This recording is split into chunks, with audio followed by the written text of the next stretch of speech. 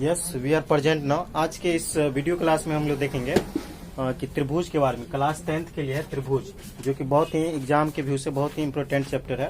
ठीक है, इसमें थेल्स प्रमेय होता है, पाइथागोरस प्रमेय है, तो उसको भी हम सिद्ध करने वाले हैं। उससे पहले कुछ बेसिक चीज जान लेते हैं। प्लस 6.1 में क्या बोल रहा है उसको जान लेते हैं। ठीक है, तो त्रिभुज के बारे में हम लोग जानते हैं क्या होता है कि तीन भुजाओं से घिरे हुए आकृति को क्या बोलते हैं, त्रिभुज बोलते हैं। उसमें तीन कोण होता है और तीनों कोण का योग जो होता है वो 180 डिग्री होता है। तीनों भुजा जिस तरह का त्रिभुज होगा उस तरह से काम होगा। जैसे मान लो कि त्रिभुज कोण के आधार पर त्रिभुज तीन प्रकार के होते हैं, और फिर भुजा के आधार पर त्रिभुज कितने प्रकार के होते हैं, तीन प्रकार के। जैसे कोण के आधार पर बोले तो कोण समकोण त्रिभुज होता है, निम्न कोण और अधिक कोण होता है। ये होता है कोण के आधार पर। फिर भुजा के आधार पर जाएंगे तो समबाहु त्रिभुज होगा, विषमबाहु त्रिभुज होगा और समद्विबाहु त्रिभुज, जिसकी दो भुजा बराबर, जिसकी सब भुजा बराबर और जिसका एक कोण 90 डिग्री हो। तो इस तरह से त्रिभुज बनता है। चलो, इतना चीज बेसिक है, ये चीज हम लोग पहले भी जान चुके हैं, क्लास 9th और 7-8 में भी जान चुके हैं। ठीक है, अब चलते हैं इसमें। यदि क्लास 10th की बात करें तो इसमें सबसे इम्पोर्टेंट है क्या कि समरूप और सर्वांग सम। क्या है समरूप और सर्वांग सम है। समरूप और सर्वांग सम को हम लोग पहले समझ लेते हैं। ठीक है, तो समरूप का मतलब क्या होता है और सर्वांग सम का मतलब क्या होता है। पहले तो समरूप का ये क्या है चिन्ह है, ये जान लेते हैं। तो इसका चिन्ह कुछ इस तरह से होता है। ठीक है, समरूप हो गया। और सर्वांग सम की बात करें, सर्वांग सम। ठीक है, ये सर्वांग सम हो गया, सर्वांग सम। ठीक है, तो इसका चिन्ह होता है कुछ इस तरह से। ठीक है, दो रेखा खींच देना, ऊपर में यही समरूप का चिन्ह डाल देना, तो ये क्या हो गया, सर्वांग सम हो गया। चलो, अब इसमें जैसे मान लो कि समरूप की हम बात करें तो समरूप में क्या होता है। जैसे समरूप में हम बात करें तो समरूप में होता है कि इसका मतलब यदि समझे तो समरूप का मतलब होता है कि जिसका क्या हो कि सब रूप क्या हो, बराबर हो, सब रूप बराबर होना चाहिए। तो रूप बराबर होने का मतलब जैसे मान लो कि ये त्रिभुज है। ठीक है, ये इतना बड़ा त्रिभुज है, इसी में एक छोटा त्रिभुज बना दे। ठीक है, ये क्या समरूप है, तो ये है कण। दोनों त्रिभुज है। ठीक है, दोनों क्या है, त्रिभुज है, लेकिन एक बड़ा है एक छोटा है, एक बड़ा है और एक छोटा है। तो बड़ा छोटा होने से कोई मतलब नहीं है, लेकिन क्या होना चाहिए कि दोनों सेम आकार का होना चाहिए, आकृति दोनों का क्या होना चाहिए, सेम। लेकिन छोटा बड़ा से कोई मतलब नहीं है। ठीक है, हम इतना बड़ा है तुम इतना छोटा हो तो उससे कोई नहीं, लेकिन दोनों आदमी क्या हो, समरूप है। ठीक है, लेकिन दोनों आदमी जैसे मनुष्य है, दोनों आदमी मनुष्य है, उसमें भी लड़का है तो सेम हो जाएगा। ठीक है, छोटा बड़ा से मतलब नहीं है। ठीक है, जैसे मान लो कि एक वृत्त है तो इतना बड़ा है, एक मान लो कि इतना ही बड़ा है, ये दोनों समरूप है, दोनों वृत्ति है, दोनों क्या है, वृत्ति है, लेकिन दोनों क्या है, एक छोटा है एक बड़ा है, तब भी क्या है, दोनों समरूप है। ठीक है, और मान लो कि एक वर्ग ले लेते हैं। ठीक है, तो ये वर्ग एक बड़ा हो गया, ये एक मान लो कि छोटा है, तो ये दोनों क्या है, आपस में समरूप है। ये सब क्या है, आपस में समरूप है, ये सब क्या है, समरूप है। मतलब कहने का मतलब यहाँ ये आया, मतलब फिगर आकृति जो होना चाहिए वो सेम होना चाहिए। यदि वृत्त का है तो वृत्त का ही, त्रिभुज का है तो त्रिभुज का ही, मतलब उसका जो रूप होना चाहिए वो एक होना चाहिए, और छोटा बड़ा से कोई मतलब नहीं, छोटा बड़ा से कोई मतलब। तो ये हो गया समरूप की बात। अब सर्वांग सम की बात यदि हम समझे तो इसमें क्या होता है, जैसे मान लो कि सर्वांग सम में इसमें होना चाहिए क्या कि जैसे मान लो कि त्रिभुज है। ठीक है, ये त्रिभुज है, इतना बड़ा है, इसमें भी इतना ही बड़ा त्रिभुज होना चाहिए। कितना बड़ा, हाँ, जितना बड़ा है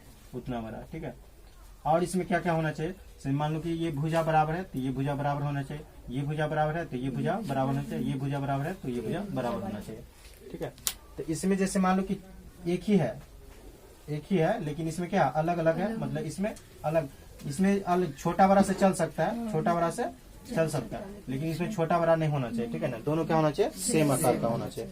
तो ये होता है सर्वांग सम, जिसका मतलब सब अंग बराबर। जैसे मान लो ये भी अंग और ये भी अंग बराबर है, ये अंग और ये अंग बराबर होगा, ये अंग ये बराबर, मतलब सब अंग बराबर हो। ठीक है ना, जिसका सब अंग बराबर है, मतलब इसमें छोटा बड़ा चल सकता है, लेकिन इसमें छोटा बड़ा नहीं चल सकता। ठीक है, अब हम लोग चलते हैं आगे। जैसे मान लो कि 6.1 है, 6.1 में कुछ क्वेश्चन है। ठीक है, तो उसको यदि हम सॉल्व करेंगे तो क्या होगा, देखो उसमें समरूप और सर्वांग सम, इस चैप्टर या 6 त्रिभुज में बोले तो सर्वांग सम और समरूप पर ही क्वेश्चन सब है। ठीक है, तो इसको हम लोग समझ लिया और आगे देखेंगे।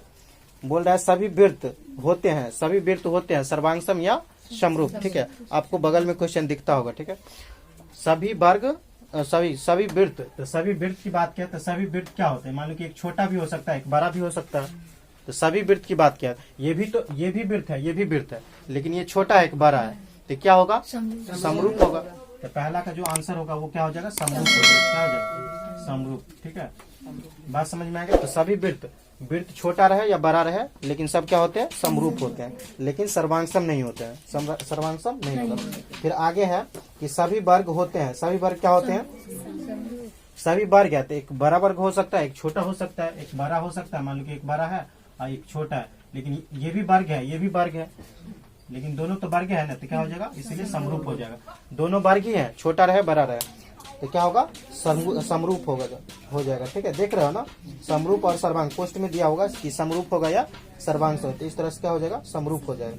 फिर आगे है कि सभी डॉट त्रिभुज समरूप होते हैं, सभी डॉट त्रिभुज समरूप होते। तो हम अभी बताएं कि देखो समद्विबाहु, हम अभी बोले समद्विबाहु, जैसे मान ली समद्विबाहु दो चीज यह है ना, समद्विबाहु और समबाहु, समद्विबाहु और समबाहु। तो एक में होगा जिसमें दो भुजा बराबर होगा, एक होगा जिसमें तीनों भुजा बराबर होगा, मतलब सभी भुजा बराबर होगा। ठीक है, तो बोल रहा है सभी त्रिभुज समरूप होते हैं। कौन सा त्रिभुज, समद्विबाहु त्रिभुज या समबाहु त्रिभुज, कौन सा त्रिभुज होगा, समद्विबाहु कैसे होगा, समद्विबाहु नहीं, समबाहु होगा, तब न सब रूप बराबर होगा, उससे तो चेंज हो जाएगा।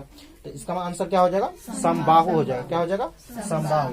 जैसे मान के हम पहला का बोले तो समरूप होगा, दूसरा का भी बोले तो क्या समरूप होगा, लेकिन तीसरा क्या हो जाएगा, समबाहु हो जाएगा। क्या हो जाएगा, समबाहु, मतलब सब भुजा बराबर।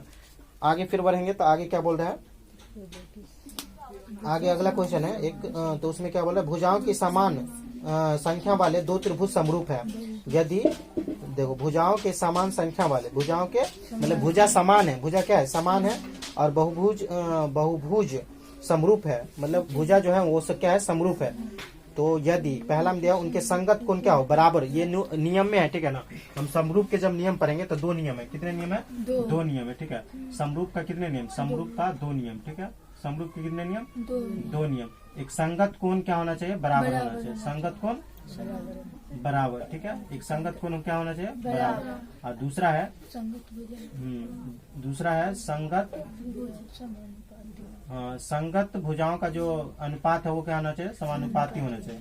संगत भुजाओं हो जाएगा, संगत भुजाओं का अनुपात क्या होता है, बराबर होता है या समानुपाती होता है, क्या होता है, संगत कोण बराबर होते हैं, दूसरा संगत भुजाओं का अनुपात जो होता है वो क्या होता है, वो भी बराबर होता है, संगत भुजाओं का अनुपात। तो इसमें पूछा है उनके संगत कोण तो क्या होते हैं, बराबर होते हैं। क्या होते हैं, बराबर, पहला में बराबर हो जाएगा, और उस पोस्ट में दिया हुआ है समानुपाती, तो क्या हो जाएगा, बराबर हो जाएगा और समानुपाती हो जाएगा। समानुपाती मतलब बराबर ही, समानुपाती का मतलब क्या, बराबर। ठीक है, समानुपात देखो, एक होता है अनुपात होता है, तो अनुपात का चिन्ह ऐसे होता है ना, अनुपात का चिन्ह ऐसे होता है, लेकिन समानुपात का चिन्ह कैसे होता है, एक ऐसे और एक ऐसे। इसका मतलब बराबर ही है, इसका मतलब क्या है, बराबर है। जैसे मान लो कि 4:3 है, ठीक है, और फिर 3:x है, मान लो इसे, इसका मतलब ये 4/3 कर देंगे। इस रेशियो का समानुपात का मतलब प्रोपोर्शनल होता है, इसका मतलब हो गया बराबर। ठीक है, तो ये 3/x, यहाँ से x का मान निकल जाएगा। ठीक है, तो ये हो गया।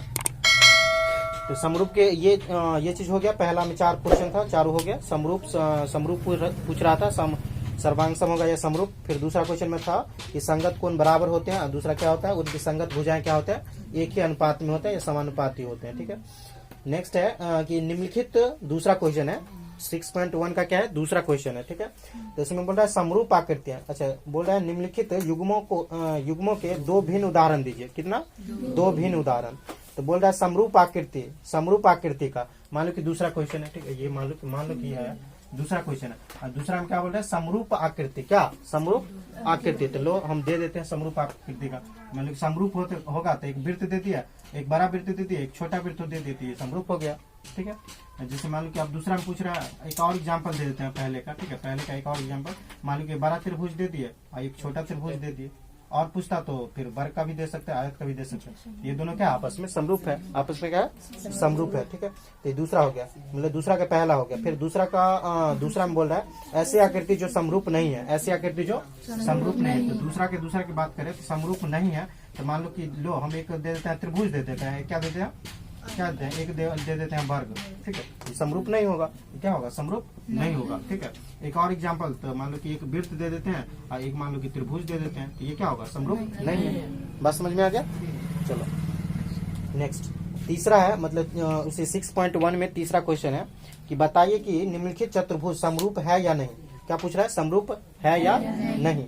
तो इसमें दो फिगर दिया हुआ है, फिगर दिखाई देता होगा बगल में, ठीक है। तो फिगर दिखाई दे रहा है, तो इसमें क्या देख रहे हो तुम, देखो इस तरह से कुछ फिगर बना हुआ है। जैसे मान लो कि SR दिया हुआ है, SR दिया हुआ है ना, ऊपर देखो, ऊपर वाली भुजा SR और ऊपर वाली भुजा क्या है, DR, DC है, क्या है, DC है ना, DC है। तो हम देखेंगे तीसरा में, तो तीसरा में क्या बोल रहा है कि मतलब इसमें अनुपात हमेशा करना है। थेल्स पर में जाएंगे तो क्या करेंगे, अनुपात, इसका अनुपात करेंगे। SR अनुपात क्या होगा, SR अनुपात होगा DC, क्या हो जाएगा, DC। तो SR अनुपात, SR कितना है, 1.5 है, SR कितना है, 1.5 है, और वो DC कितना है, 3। ये कटेगा, 1.5 दूना 3 होता है, तो 1/2 हो जाएगा, ठीक है। मान लीजिए फिर दूसरा भुजा लेते हैं तो क्या होगा, दूसरा भुजा क्या हो जाएगा, SP, क्या हो जाएगा, SP। तो SP लेंगे, अब बट्टा में क्या लेंगे, SP लेंगे और SP लेंगे और क्या लेंगे, SP लेंगे और ले लेंगे DA, ठीक है, SP और DA। तो DA, तो ये क्या हो जाएगा, 1.5, और ये क्या हो जाएगा, 1.5 है ना, 1.5, उधर क्या है, 3 है, सब 3 है। तो क्या हो जाएगा, क्या हो जाएगा, ये 1.5 दूना 3 हो जाएगा, तो 1/2 क्या हो जाएगा, 2।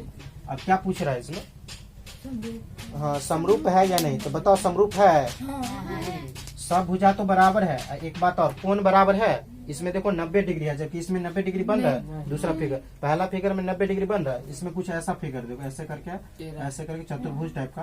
तो इसमें ये जो 90 डिग्री नहीं बन रहा है, इसमें लेकिन 90 डिग्री क्या हो रहा है, बन रहा है, इसमें 90 डिग्री बन रहा है, ठीक है।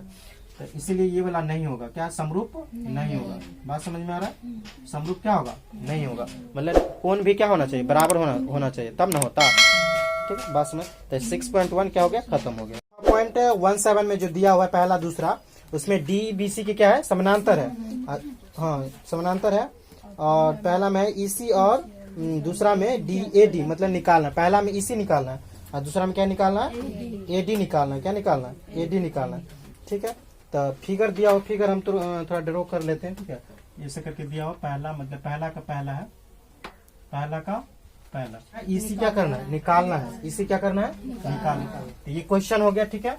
ये क्वेश्चन दिया हुआ, इसमें क्या है, ये वाला दिया हुआ, ये वाला दिया है, मतलब AD दिया हुआ, AE दिया हुआ है और DB दिया हुआ है और EC दिया है। हम लोग किससे लगाएंगे, थेल्स प्रमेय से, किससे लगाएंगे, थेल्स प्रमेय से, किससे, थेल्स प्रमेय। थेल्स प्रमेय क्या होता है, AD अब बट्टा में BD। ये कब लगाओगे, जब इस रेखा के समानांतर ये रेखा रहे तब, ठीक है ना। तो इसमें बोल दिया है क्वेश्चन में, ठीक है। और AE अब बट्टा में क्या हो जाएगा, EC। तो देखो AD कितना दिया है, 1.5 दिया हुआ, कितना दिया हुआ, 1.5। अब बट्टा में BD दिया हुआ 3 बराबर, AE कितना दिया, 1, और EC कितना है, निकालना है, ठीक है। अब देखो ये 1.5 दूना कितना हो जाता, 3, यहाँ क्या बचा, 1, इसी को 1 से गुना करेंगे क्या होगा, इसी होगा, बराबर ये कितना हो जाएगा, 2 को 1 से गुना करें 2, इसी कितना आ गया, 2 हो गया, कितना आ गया, 2 आ गया, ठीक है। ये क्या हो जाएगा, 2, ठीक है। अब अगला एक और क्वेश्चन है, तो उसमें देखो क्या क्या दिया हुआ है, क्वेश्चन बगल में दिखाई देता होगा। क्वेश्चन में है कि मतलब AD निकालना है, ठीक है। तो AD बट्टा करेंगे, देखो दूसरा है, तो AD अब बट्टा में क्या करेंगे, ये AD निकालना है, ठीक है। और क्या है, BD, क्या है, BD अब बराबर क्या, AE, देखो क्वेश्चन में देखो AE बट्टा में क्या, EC, क्या हो जाएगा, EC। तो देखो AD तो हमको क्या करना है, फाइंड आउट नहीं करना है, निकालना है थेल्स प्रमेय से। और 7.2 है, BD कितना है, 7.2 इक्वल हो जाएगा 1.8। ये कितना है, 1.8। EC कितना है, 5.4। अभी कट रहा है, ठीक है। 18 या 54 होता है, देखो दशमलव क्या हो जाएगा, हट जाएगा। तो 18 कितना होगा, 54, और 3 से कटेगा ये 72, तो कितना होगा, 24 हो जाएगा, 24 या 72 हो जाएगा ना। अब यहाँ बचा एक, AD को 1 से गुना करेंगे तो AD होगा बराबर कितना, 24 को है 1 बचा, तो 1 से गुना करेंगे तो 24 ही होगा, मतलब 2.4 है, 24 नहीं 2.4, तो 2.4 हो जाएगा इसमें, ठीक है। AD क्योंकि आदमी का खूबसूरत नहीं होता, खूबसूरत तो ये नौकरी